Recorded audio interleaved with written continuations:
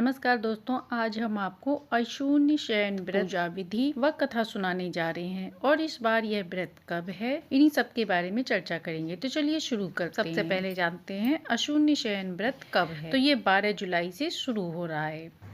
अशून्य शयन व्रत चतुर्मास के 4 माह के हर माह के दौरान कृष्ण पक्ष की तृतीया तिथि को यह व्रत रखा जाता है।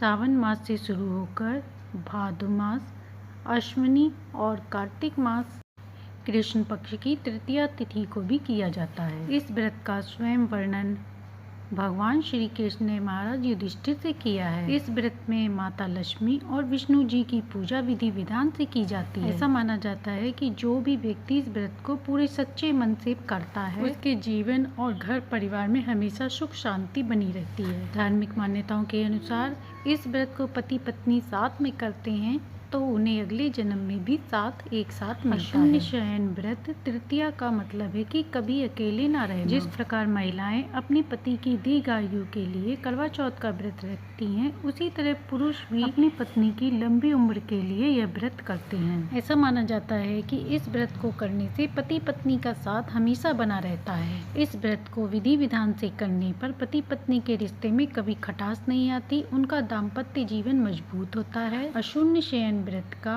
हिंदू धर्म में विशेष महत्व है। इस व्रत को करने से पत्नी की आयु लंबी होती है और पति पत्नी का रिश्ता मजबूत होता है और दाम्पत्य जीवन की सभी समस्याएं दूर होती हैं। इस व्रत को करने से स्त्री सौभाग्यशाली रहती है और पति विदुर होने से बच जाते हैं। इसके अलावा यह व्रत सभी मनोकामनाओं को पूर्ण करना और मोक्ष की प्राप्ति दिलाता है। अशून्य शयन का अर्थ है स्त्री का शयन पति से शून्य तथा पति का शयन पत्नी से शून्य होता है। दोनों का ही ये जीवन विशुद्ध सहचर्य बना रहता है। भविष्य पुराण के अनुसार भगवान विष्णु के साथ लक्ष्मी जी हमेशा रहते। दोनों ही देवी शक्तियों को यह एक आदर्श जोड़ी मानी जाती है। इनको आदर्श मानकर इनकी पूजा करने वाले जातक के दाम्पत्य जीवन में कभी खटास नहीं आती। इस दिन व्रत करना चाहिए। भगवान विष्णु के साथ लक्ष्मी जी का नित्य निरंतर सहस्तिक रहता है, इसलिए पति पत्नी के नित्य सहचर्य के लिए दोनों को अशून्य शयन व्रत में श्रावण कृष्ण द्वितीया तिथि को लक्ष्मी जी सहित भगवान विष्णु की मूर्ति को विशिष्ट सैया पर अघो स्थापित कर अनेक उपचारों द्वारा पूजन करना चाहिए। व्रती को चाहिए कि श्रावण कृष्ण द्वितीया को प्रातः स्नान आदि नित्य कर्म व्रत होकर विधिवत संकल्प लेकर श्री वत्स से युक्त 4 भुजाओं से शेष सैया पर स्थित लक्ष्मी जी सहित भगवान विष्णु का पूजन करना चाहिए। इस व्रत में भगवान विष्णु तथा लक्ष्मी जी को दूध, जल और शहद से अभिषेक कराकर विधि पूर्वक पूजन करें। भगवान विष्णु देवी लक्ष्मी जी की मूर्ति को विशेष सैया पर स्थापित करें। इस दिन व्यक्ति का मौन धारण करना अति शुभ माना जाता है। दिन भर मौन रखें और सायकाल पुनः स्नान करके भगवान का शयनोत्सव मनाएं। फिर चंद्रोदय होने पर अर्ध पात्र में जल, फल, पुष्प और गंध चढ़ाकर अर्घ दें और कहें, हे रामानुज, आपका अवतार क्षीर सागर के मंथन से हुआ है। आपकी आभा से ही दिशा विदिशाएं आभासित होती हैं। गगन रूपी आंगन में आप सत्य स्वरूपी देदीप्यमान दीपक हैं। आपको नमस्कार है। तदंतर भगवान को प्रणाम करके भोजन करें। इस प्रकार प्रत्येक मास की कृष्ण पक्ष की द्वितीया को व्रत करके मार्गशीर्ष कृष्ण पक्ष को उस ऋतु में होने वाले मीठे फल सदाचारी ब्राह्मण को दक्षिणा सहित दें। करौंदे, नींबू आदि खट्टे फल न देवें तथा जौ फल स्त्री के नाम से हो, जैसे इमली, नारंगी आदि फल भी न दें। माना जाता है कि 4 मास के लिए भगवान विष्णु शयन कर 4 मास तक सृष्टि में शांति और समृद्धि का वातावरण कायम रहे, इस हेतु शयन प्रदान कर भगवान विष्णु से शयन करने की प्रार्थना की जाती है। वेदों की मान्यता है कि भगवान विष्णु सागर में विराजमान होने वाले देव हैं और श्रावण मास में जब सभी नदी नाले उफान पर होते हैं तो समुद्र में जल स्तर बढ़ने से तबाही आ जाती है। अतः भगवान विष्णु से प्रार्थना की जाती है कि वे शांत होकर शयन करें ताकि लोगों के जीवन में शांति स्थापित रहे। नारद पुराण में उल्लेख है कि इन 4 मास में शादीशुदा जोड़ों को वैवाहिक जीवन तथा परिवार के साथ उत्सव मनाने का समय होता है। इस दिन भगवान लक्ष्मी नारायण के चित्र या मूर्ति पर पीपल के पत्तों की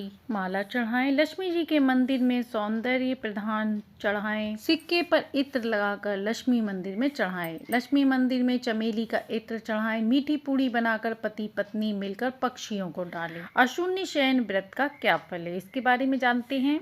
इस व्रत को करने से स्त्री वैधव्य तथा पुरुष विधुर होने के पाप से मुक्त हो जाते हैं। यह व्रत सभी मनोकामनाओं को पूर्ण करने वाला तथा मोक्ष प्रदान करने वाला है। पति पत्नी के रिश्तों को भी बेहतर बनाने के लिए ये अच्छा माना गया है। इस व्रत से गृहस्थ जीवन में शांति बनी रहती है तथा जीवन में खुशहाली आती है। दाम्पत्य जीवन मजबूत होता है। अब सुनते हैं इसकी कथा। एक समय की बात है, राजा रुक्मा चंद्रक्षात वन में भ्रमण करते करते महर्षि वामदेव जी के आश्रम में पहुंच गए। उन्होंने महर्षि के चरणों में दंडवत प्रणाम किया। राजा ने कहा, ब्राह्मण, आपके चरण कमलों का दर्शन करके मैं धन्य हो गया। वामदेव जी ने राजा का विधिवत सत्कार किया और उनसे कुशलता पूछी। तब राजा ने कहा, हे प्रभु, मेरे मन में एक बहुत ही संशय है। मैं उसी के विषय में आपसे पूछता हूँ, क्योंकि आप सभी संदेहों का निवारण करने वाले हैं। मैं ये जानना चाहता हूँ कि मुझे किस पुण्य फल से सुंदर पत्नी प्राप्त हुई है, जो मुझे सदा अपनी दृष्टि से कामदेव से भी सुंदर दिखती है। परम सुंदरी देवी संध्यावली जहाँ जहाँ पैर रखती है, वहाँ पृथ्वी निधि प्रभावित करती है। वह सदैव शरद ऋतु के चंद्रमा की तरह सुशोभित होती है।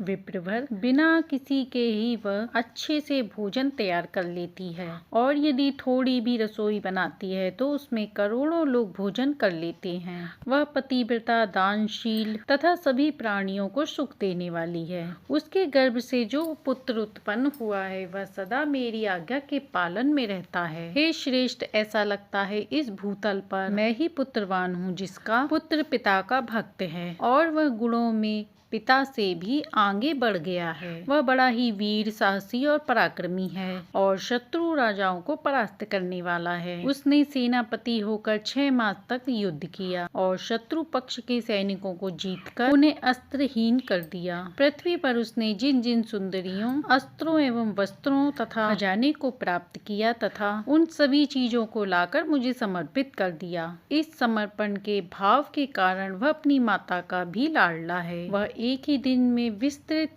कई योजन कर लेता है। वह मेरे पैरों की मालिश करने के लिए पुनः घर रात में लौट आता है। आधी रात में मेरे शरीर की सेवा करके और द्वार पर कवच धारण करके खड़ा हो जाता है। हे मुनि श्रेष्ठ, मेरा ये शरीर भी निरोगी रहता है। ऐसे किस कर्म के प्रभाव के कारण मुझे इतना सुख प्राप्त हुआ है? यह सत्कर्म इस कर्म का किया हुआ है या अगले जन्म का? हे ब्राह्मण, आप अपनी बुद्धि से विचार करके मेरे इस प्रश्न का उत्तर दीजिए। भगवान के चरणों में मेरी भक्ति है, सभी में मेरा आदर है। मेरा पुत्र मुझसे बढ़कर 7 दीपों की पृथ्वी का पालक है। ब्राह्मणों को दान देने की मुझ में शक्ति है। इस तरह मैं ऐसा मानता हूँ कि यह सब किसी विशेष पुण्य कर्म के कारण हुआ है। राजा का यह वचन सुनकर महाज्ञानी मुनीश्वर वामदेव जी ने राजा के सुख स्वभाव के भाग्य का कारण जानकर कहा, महिपाल, तुम पूर्व जन्म में शूद्र जाति में उत्पन्न हुए थे। उस समय दरिद्रता और दुष्ट भार्या ने तुम्हारी बड़ा अपमान किया था। राजन, तुम ऐसी स्त्री के साथ बहुत दिनों तक रहते हुए दुख से संतप्त होते रहे। फिर एक समय किसी ब्राह्मण के संसर्ग से तुम तीर्थ यात्रा के लिए गए। फिर सब तीर्थों में घूमते हुए मणिक की सेवा में तत्पर हो तुम पुण्यदायी मथुरापुरी में जा पहुँचे। हे महीपते, जहाँ ब्राह्मण के कहे अनुसार तुमने यमुना जी के तीर्थों में उत्तम विश्राम घाट मस्तिष्क में स्नान करके भगवान वराह के मंदिर में होते हुए किसी पुराण की कथा श्रवण करी, जो अशून्य शयन व्रत के विषय में थी।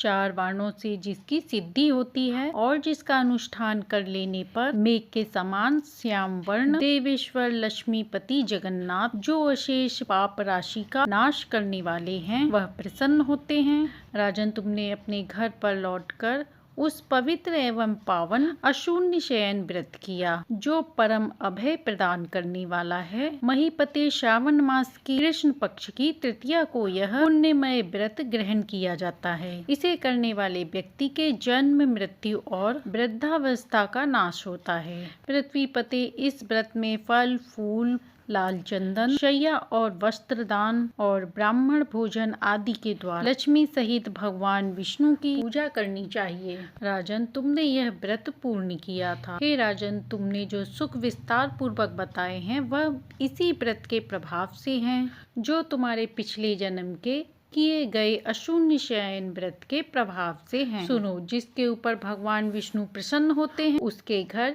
यह सुख अवश्य ही मिलते हैं। अतः राजन, अशून्य शयन व्रत की बड़ी ही महिमा बताई गई है, जो मैंने तुम्हें कल्याण शक्त वर्णन कराई है। जो भी भक्त श्रद्धा भक्ति भाव से इस अशून्य शयन व्रत की कथा का श्रवण करता है तथा इन व्रतों के नियमों का पालन करता है, उसे राजा की तरह ही संपूर्ण सुख वैभव के साथ प्राप्त होता है। इतना ही नहीं, इसके साथ साथ लक्ष्मीपति भगवान विष्णु का परम धाम भी प्राप्त होता है। तो प्रेम से बोलिए लक्ष्मी नारायण की जय। आइए अब सुनते हैं लक्ष्मी नारायण जी की आरती। जय लक्ष्मी रमणा स्वामी, जय लक्ष्मी रमणा, सत्यनारायण स्वामी जन पातक हरना स्वामी, जय लक्ष्मी रमणा। रतन जड़ित सिंहासन अद्भुत छवि राजे, नारद करत निराजन घंटावन बाजे स्वामी, जय लक्ष्मी रमणा। प्रकट भये कलि कारण दुज को दरस दियो, बूढ़ो ब्राह्मण बन कर कंचन महल कियो स्वामी, जय लक्ष्मी रमणा। दुर्बल भील कठोरो जिन पर कृपा करी, चंद्रचूर्ण एक राजा तिनकी विपत्ति हरी स्वामी, जय लक्ष्मी रमणा। वैश्य मनोरथ पायो श्रद्धा तज दीनी, सो फल भाग्य प्रभु जी फिर स्तुति कीनी स्वामी, जय लक्ष्मी रमणा। भव भक्ति के कारण छिन छिन रूप धर्यो, श्रद्धा धारण कीनी तिनको काज सरो स्वामी, जय लक्ष्मी रमणा। ग्वाल वाल संग राजा वन में भक्ति करी, मन वांछित फल दीनो दीन दयालु हरि स्वामी, जय लक्ष्मी रमणा। चढ़त प्रसाद सवायो कदली फल मेवा, धूप दीप तुलसी से राजी सत्य सेवा स्वामी, जय लक्ष्मी रमणा। सत्यनारायण जी की आरती जो कोई नर गावे, रिद्धि सिद्धि सुख संपत्ति सहज रूप पावे स्वामी, जय लक्ष्मी रमणा। जय लक्ष्मी रमणा स्वामी, जय लक्ष्मी रमणा। सत्यनारायण स्वामी जन पातक हरना स्वामी, जय लक्ष्मी रमणा। तो ये थी अशून्य शयन व्रत की पूजा विधि, कथा और आरती। ऐसे ही और कहानियों को सुनने के लिए हमारे चैनल को सब्सक्राइब करें।